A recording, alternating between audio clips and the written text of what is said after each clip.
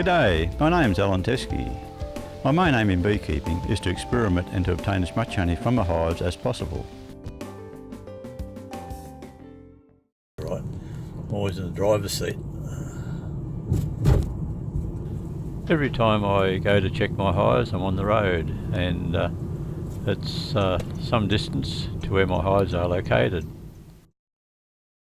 This is a 4-frame super that I'm going to put on the 5-frame hive beside it to build up bees. I'll remove the excluder and put an excluder up above the 4-frame, so it'll be 1 5-frame and two 4-frame supers.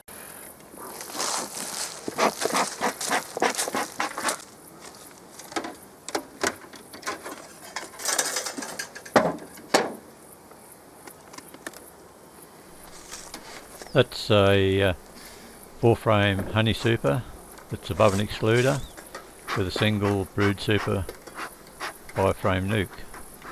If no excluders are used, the queen will go right up to the highest point to lay eggs and then be pushed down by the bees.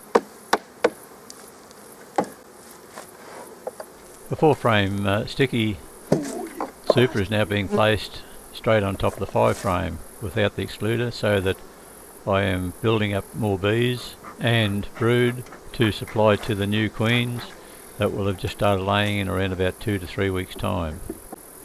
The 4-frame excluder is now being placed on top of the 4-frame sticky super that has just been placed, and then the honey super will be on top of that, so that no brood is reared in the honey super. There is nothing worse in the tech beekeeping world when brood is in all frames.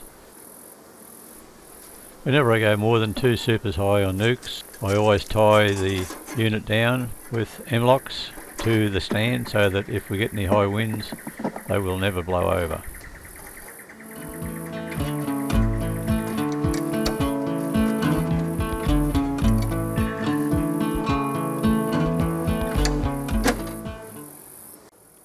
With a little bit of ingenuity and a few bits of timber, I've made a spacer so that a 4-frame will sit on top of a 5-frame without any gaps in the super.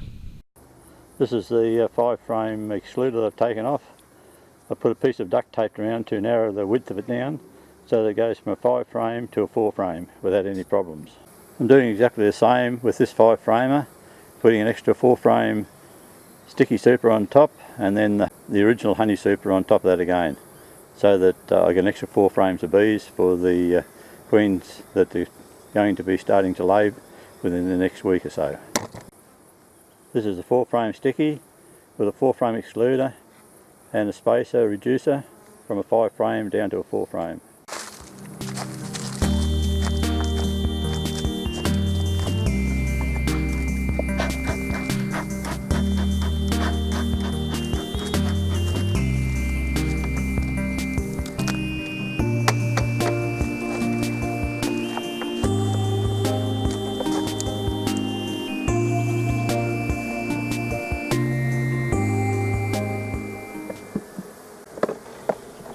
I'm now making sure that the frames in this new brood super are all together, so that there's no spacing between them. The honey super is now being placed above the excluder, so that only honey can be placed in the top super.